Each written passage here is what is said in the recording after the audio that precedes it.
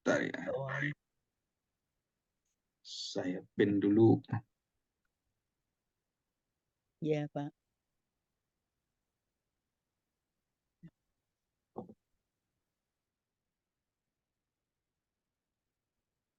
Yuk kita masuk dalam doa ya. Kita bawa dalam doa.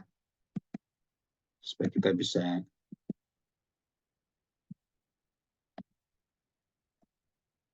mendengar dengan baik. Tanpa pertolongan Tuhan kita nggak mungkin ya.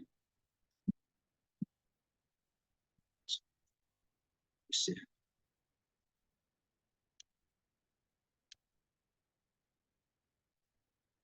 Oke, kita akan bahas tentang kerajaan Allah dalam konsep perjanjian baru ya. Perjanjian lama kita sudah selesai. Mari kita berdoa, kita mohon pertolongan Tuhan. Kami bersyukur karena kami mendapatkan satu pengetahuan, kunci rahasia mengerti akan kerajaan-Mu. Dan ini semua berpuncak dan berfokus kepada satu pribadi, yaitu Mesias, yang merupakan satu penyingkap yang menyingkapkan pada kami segala hal yang tersembunyi dalam diri Allah, dan pengenalan kami akan Allah, serta apapun yang dikehendaki oleh Tuhan, mulai dari pemilihan perjanjian, serta kasih Tuhan yang menjadi satu motivasi terbesar dalam kehidupan kami, sehingga kami bisa menerima anugerah keselamatan, dan bukan hanya itu, kami menyadari diri kami sebagai orang-orang berdosa, dan dibawa dalam satu kemuliaan dengan pertolongan anugerah Tuhan.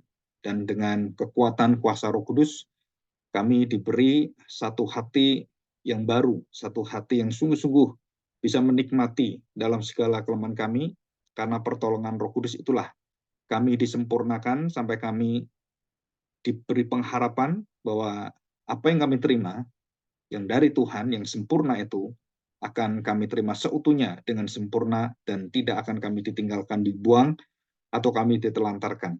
Kami bersyukur Bapa, kami bersyukur untuk semua pemeliharamu, dan kami belajar akan rahasia kerajaan Allah ini. Berita yang sangat penting dan berita yang benar-benar menjadi satu ujung tombak yang pertama kali dikatakan oleh Tuhan kami Yesus Kristus. Terima kasih Bapa. Di dalam nama Tuhan Yesus kami serahkan doa kami. Amin. Oke, nah kita membahas tentang kerajaan Allah ya. Saya membuka dulu Matius pasal yang ketiga. Matius pasal 3.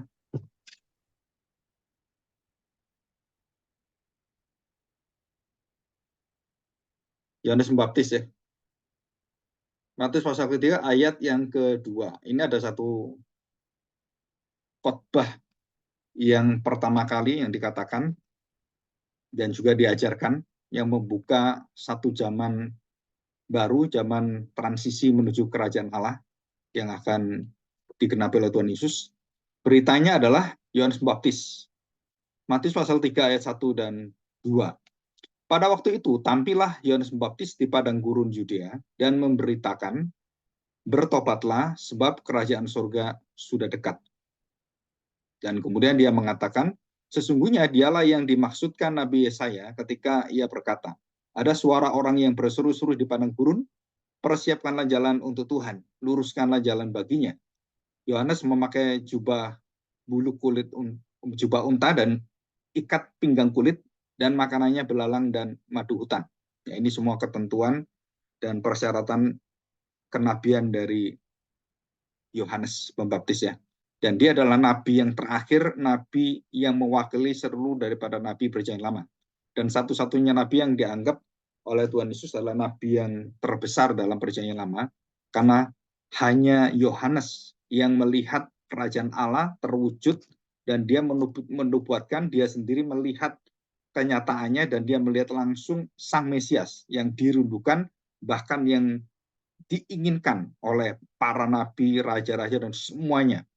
Jadi kedatangan Kristus itu, nabi-nabi itu sangat ingin melihat secara, kalau kita ngomong itu secara langsung gitu ya. Dan kita tahu bahwa mereka semua sudah mati, dan mereka melihat di dalam iman mereka kedatangan Kristus, dan dengan sempurna mereka melihatnya di dalam alam yang lain, alam dunia yang sempurna, itu dunia kekekalan.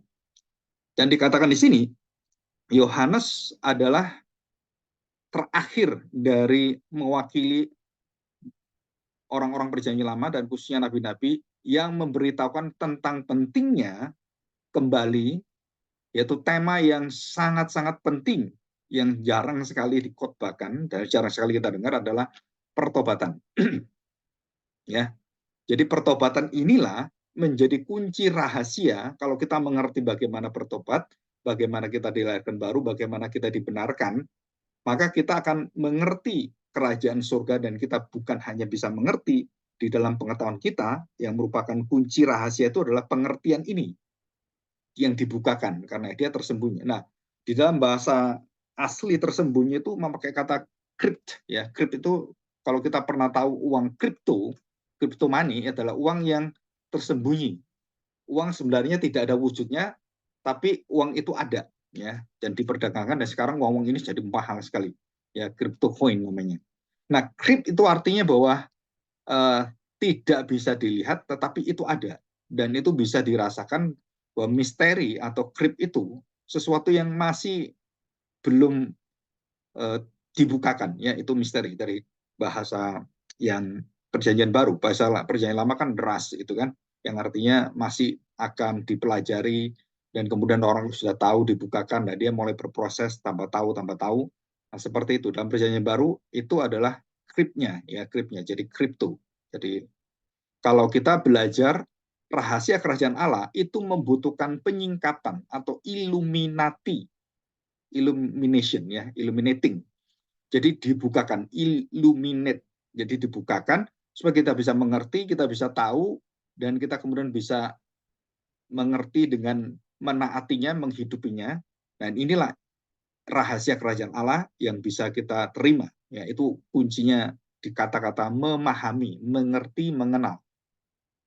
Dan ini penting sekali. Kenapa? Orang bisa memahami itu antara melihat dan mendengar.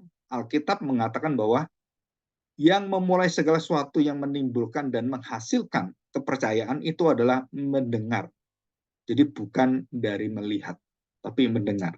Nah, kerajaan Allah ini adalah dengarlah hai Israel, kalau kamu jatuh dalam dosa, bertobatlah. Jadi tema pertama kali adalah tema pertobatan.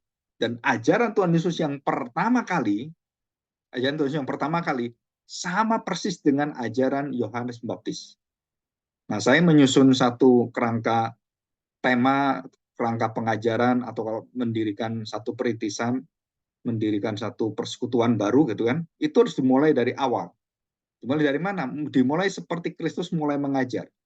Dan semua dasar Kristus mengajar, berkhotbah, dan juga menyampaikan keteladan hidupnya, pengajaran-pengajarannya, semua apa yang dilakukan Tuhan Yesus. Dasarnya, dan kalau kita ngomong bukan hanya dasar ya, tetapi apa yang menjadi tolok ukurnya, apa yang dikerjakan Tuhan Yesus itu adalah perjanjian lama. Karena dalam zaman Tuhan Yesus perjanjian baru belum ada, jadi dia mengajar, dia berkhotbah, dia melakukan apapun, itu ayat-ayat firman Tuhannya adalah ayat-ayat firman Tuhan yang ada di dalam perjanjian lama. Ini penting sekali. Kenapa?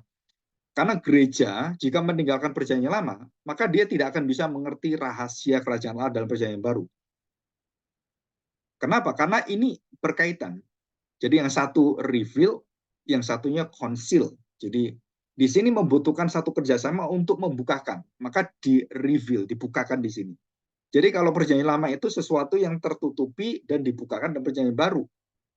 Jadi perjanjian lama itu seperti bayangannya dan perjanjian baru itu wujudnya. Dan itu ada dalam Alkitab semuanya.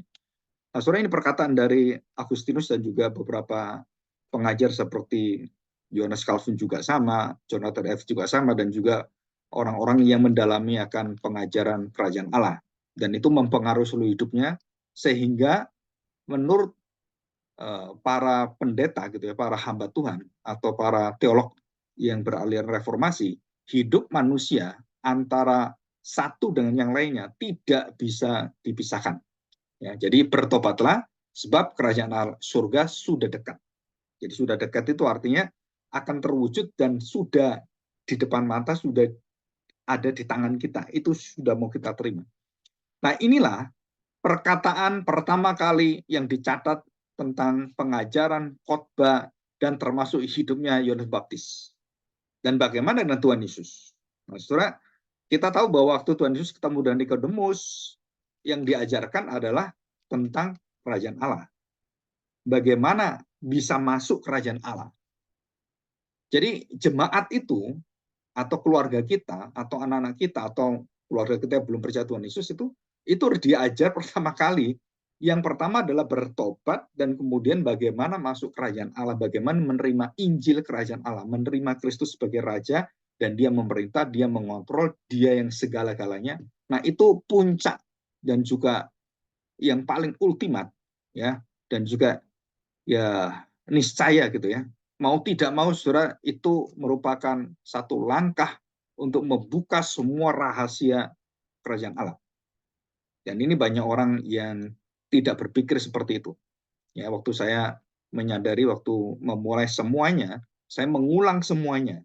Ya, mengulang dari mana? Dari awal. Jadi gereja itu harus didirikan seperti yang kita lihat apa yang dilakukan Tuhan Yesus, yang diajarkan Tuhan Yesus. Apa yang pertama dia alami, apa yang pertama dia ajarkan, itu menjadi dasar semua ajaran gereja Tuhan Yesus Kristus.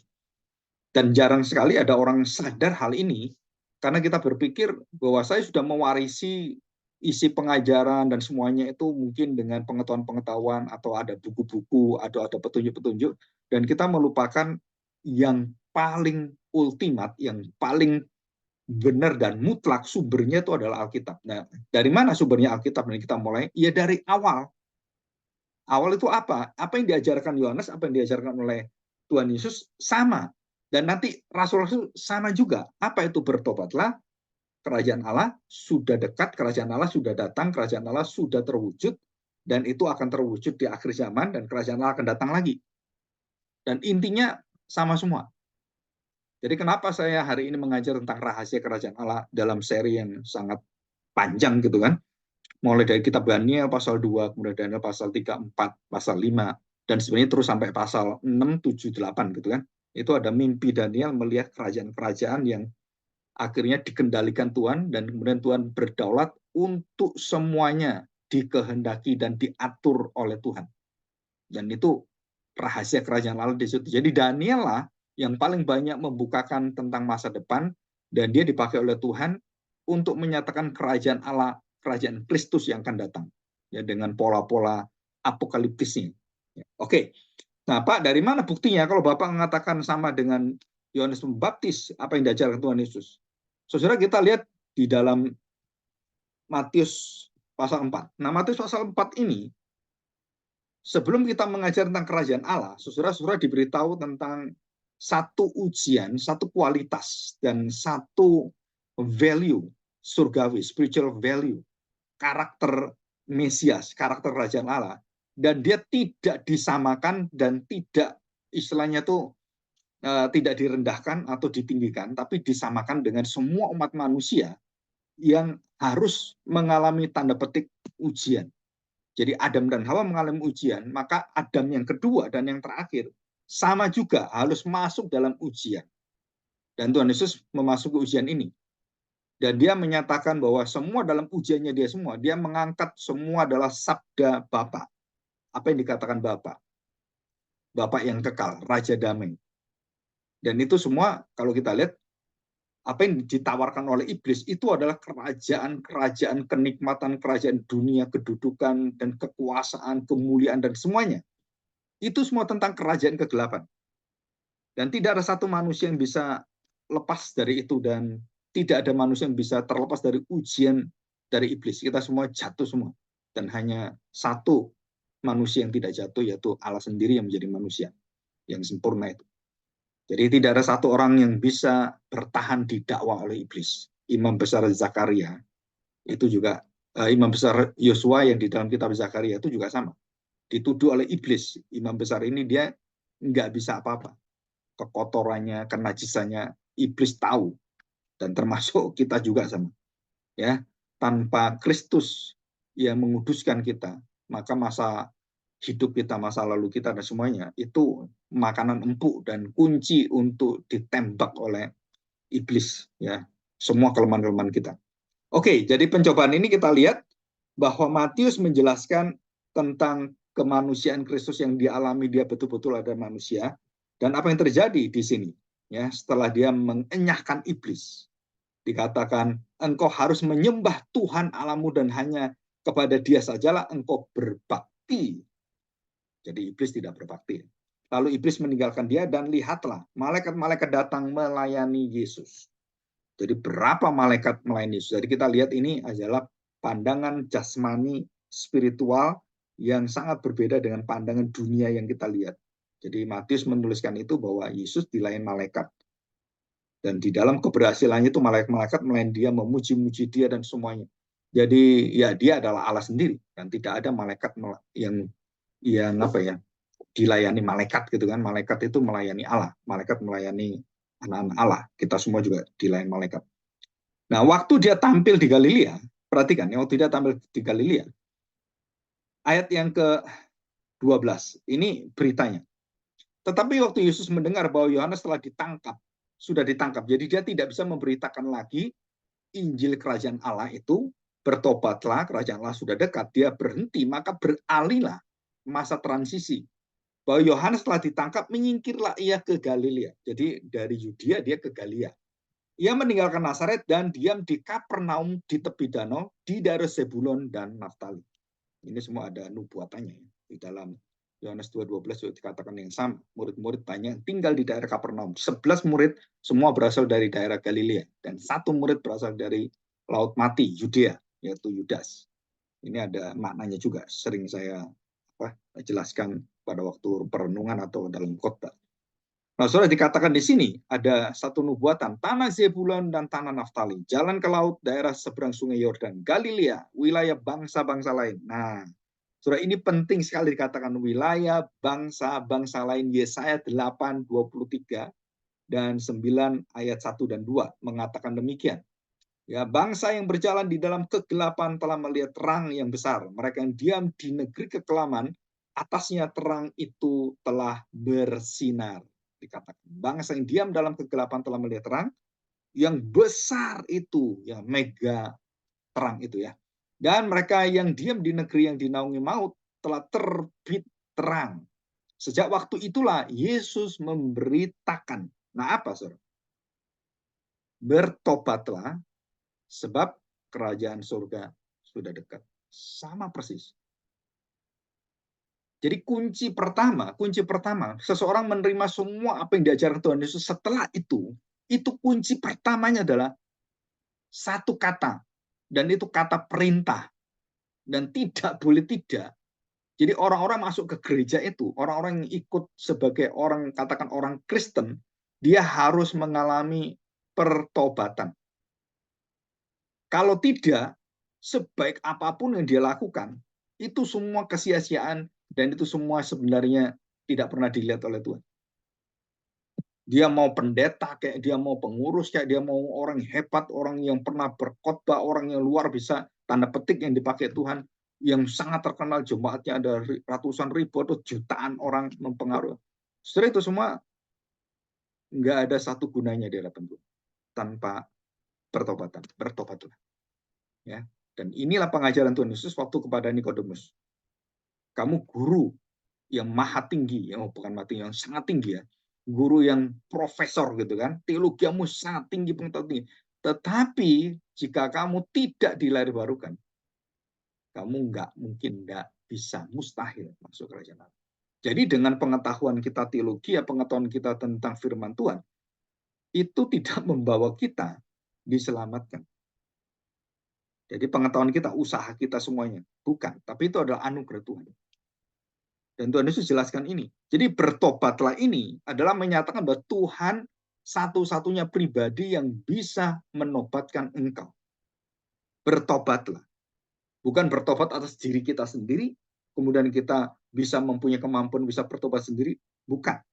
Bertobatlah. Karena dikatakan kerajaan Allah sudah datang dan diberitakan tentang Injilnya, tentang berita sukacitanya. Kita diminta untuk menerimanya. Jadi itu bertobatlah itu bukan kekuatan usaha diri manusia ya sebenarnya, tapi itu adalah satu perintah Tuhan. Jadi kalau diperintah Tuhan, maka hati kita yang bisa menyambut adalah hati yang hidup. Kalau kita nggak bisa. Ya, jadi sama ya, bertobatlah sebab kerajaan surga sudah dekat. Kerajaan surga sudah dekat. Nah, kita lihat sekarang di dalam Matius pasal yang ke-11. Ya, Matius pasal 11 ayat yang ke 24 dan 25. 24 ya. Saya bacakan yang Matius 11 ayat 25 ya, 26. Nah, perhatikan ya. Tetapi aku berkata kepadamu, Matius 11 ayat 24. Pada hari penghakiman, tanggungan negeri Sodom akan lebih ringan daripada tanggungan. Kita membayangkan gini, kenapa sih Sodom Gomora itu masih kecil dibandingkan kebinasaan kepada orang-orang yang tidak bertobat. Saudara, nanti saudara baca dan juga dengarkan melalui pembahasan saya tentang kitab Wahyu. Dari pasal 1, ada berapa khotbah pasal 2. Itu kalau semakin kita mengerti semakin per pasal itu kengerian yang luar biasa. Kematian, kebinasaan yang, waduh, itu nggak pernah ada. Maka banyak orang mengatakan bahwa Sodom Gomora itu hukuman murka Allah yang paling besar dan tidak ada setelah itu. Oh, salah. Nuh, hukuman terbesar Allah pada manusia, diberi banjir mati semuanya. Saudara, itu nggak sebanding dan terlalu kecil dibandingkan dengan Allah waktu akhir zaman. Waktu Allah membinasakan semua manusia dan dia mengatakan, aku sudah muak. Aku sudah jijik dengan engkau. Dan Tuhan menutup zaman dan kemudian menciptakan langit dan bumi yang baru. Saudara, di situ terjadi proses yang besar sekali. Dan Tuhan hatinya terus mengasihi manusia, manusia terus menolak. Sampai akhir dia menunggu manusia bertobat, tetap nggak bertobat. Ya, di dalam kitab Wahyu juga sama. Tuhan memberikan kesempatan, Tuhan menyatakan kekuatannya, murkanya, manusia tetap nggak bertobat. Tuhan memberikan kemurahannya, berkat-berkatnya, manusia tetap nggak bertobat. Baik yang menerima berkat, baik yang dihajar oleh Tuhan, dua-duanya nggak mau terima. Apa sebabnya? Dan itu ada dalam rahasia kerajaan Allah. Dan rahasia kerajaan Allah, kita akan dengarkan nanti ya, dikatakan bahwa orang-orang yang tidak menerima kerajaan Allah, orang-orang yang menyepelekan kerajaan Allah, yang tidak mau membahas, dan juga para gereja-gereja hamba-hamba Tuhan, yang tidak mau dengan serius memberitakan pertobatan, bertobatlah, kerajaan Allah sudah dekat. Itu sangat sulit sekali membawa orang untuk menerima Kristus tanpa jalur ini. Karena ini satu-satunya jalur. Satu-satunya pengajaran yang diajar Tuhan Yesus dan juga yang diajar dalam Perjanjian Lama yang ditutup oleh Yohanes, dibuka oleh Tuhan Yesus, sama isinya, dan juga para rasul yang dipimpin juga sama, beritakanlah Injil Kerajaan Allah. Bertobatlah, Kerajaan Allah sudah dekat, dan sekarang sudah datang, Yesus sudah datang. Dan sampai akhir kisah para rasul, sama, tentang Kerajaan Allah, tentang pertobatan. Dan itu tidak hilang sampai nanti akhir zaman Tuhan datang. Nah, baru itu semua akan dihentikan Tuhan, pertobatan sudah di stop. Ya, sudah tidak ada lagi. Tinggal penghakiman. Nah, itu. Jadi ditutup dengan pertobatan, dan ditutup dengan apa? Sudah di sini Tuhan akan menghakimi kita. Tuhan akan membawa kita semuanya. Dan jauh lebih hebat dari Sodom dan Gomora. Ya, hari Minggu nanti saya khotbah tentang penampakan bagaimana keberadaan Tuhan dan malaikat-malaikat yang luar biasa itu, yang memegang sangkakala, 7 sangkakala, 7 cawan maut, dan kemudian guru yang ada yang menggelegar semuanya dan membuat orang ketakutan masuk ke gua-gua, nggak bisa, sampai pingin mati pun nggak bisa mati. Itu kesengsaraan yang nggak terbayangkan. Ya, bagaimana itu? Saya nggak tahu, itu Alkitab menyatakan hal seperti itu, ya kita harus waspada gitu kan. Ayat 25, Matius 11:25. Pada waktu itu berkatalah Yesus, Tuhan Yesus ya. Perhatikan saudara, perkataan Tuhan Yesus ini. Aku bersyukur kepadamu Bapa. Jadi ada satu kepercayaan dan satu pengenalan Yesus akan Bapanya. Waktu dia menjadi manusia itu, dia bersyukur. Kenapa? Karena Bapa Tuhan langit dan bumi, dikatakan karena semuanya itu engkau sembunyikan, crypt, engkau sembunyikan bagi orang bijak dan orang pandai, tetapi engkau nyatakan pada orang kecil, anak kecil, orang kecil. Dan itu melambangkan satu kesederhanaan, satu hati yang tahu dirinya adalah orang-orang yang tahu siapakah dirinya orang berdosa, dan tahu betapa hebatnya dosa, kuasa dosa itu. Saudara, saya sangat diberkati dengan tulisan kaum Puritan itu tentang dosa.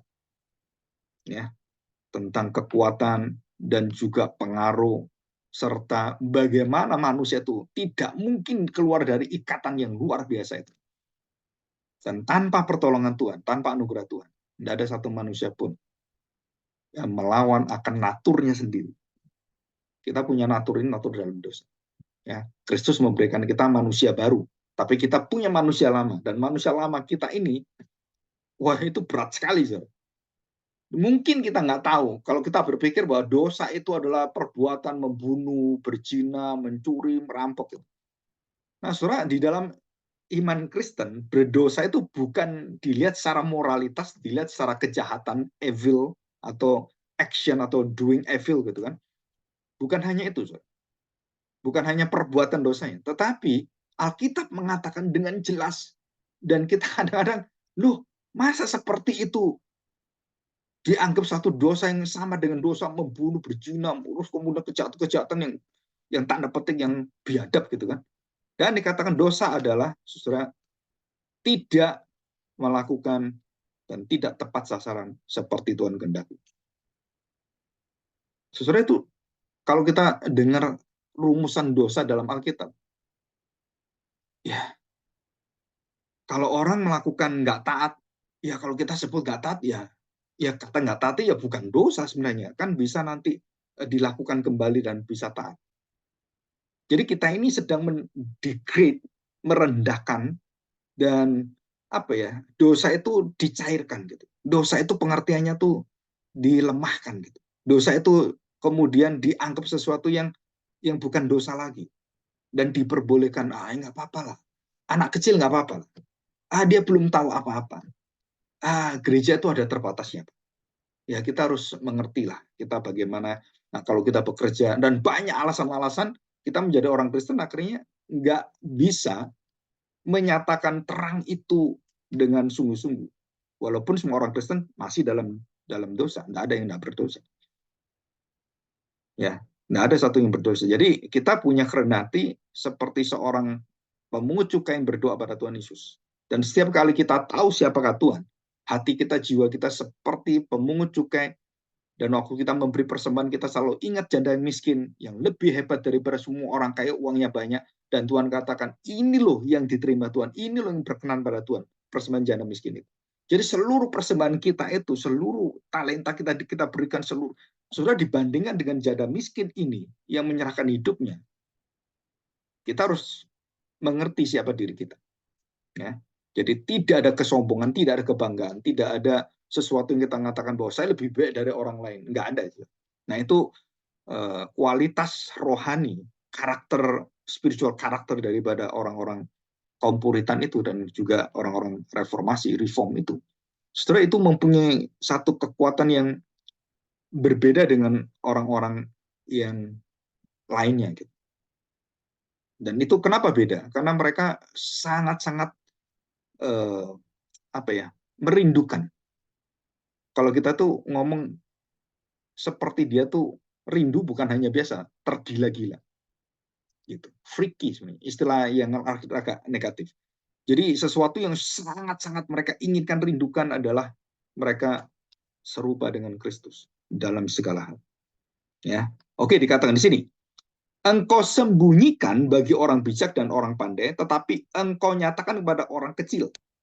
Ya, kita lihat ini.